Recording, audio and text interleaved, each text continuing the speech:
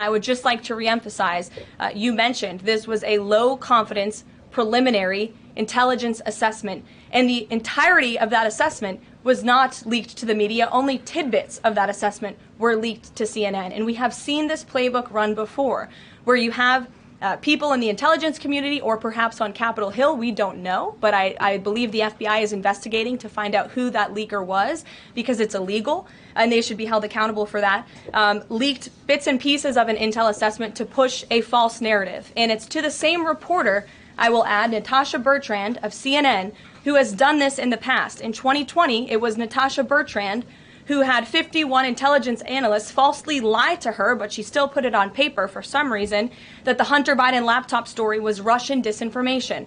We all know that's not true, right? We can all agree on that now. That was a lie from the intelligence community.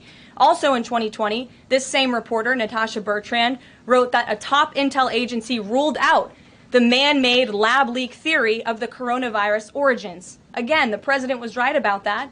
This reporter wrote a lie from the intelligence community to seek a narrative she wanted to prove, and guess what? We now know that's the truth. Also, in 2024, Bertrand pushed the suckers and losers hoax. She also pushed the fine people hoax, which was taking the president's words purposely out of context.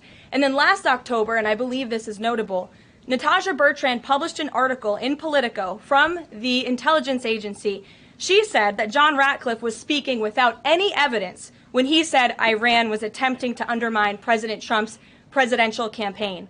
And then we, of course, found out that was absolutely true. In fact, the Biden administration declassed an intel report which said they had high confidence that Iran had done exactly what Ratcliffe alleged. They did run an influence campaign to hurt President Trump's candidacy. In fact, we know the Iranians tried to take President Trump's life.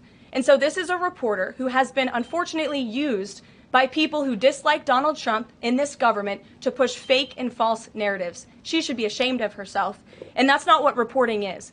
Journalism is trying to find the facts and the truth. And this week we saw this same reporter being used to push a fake narrative to try to undermine the President of the United States, and more importantly, the brave fighter pilots who conducted one of the most successful operations in United States history.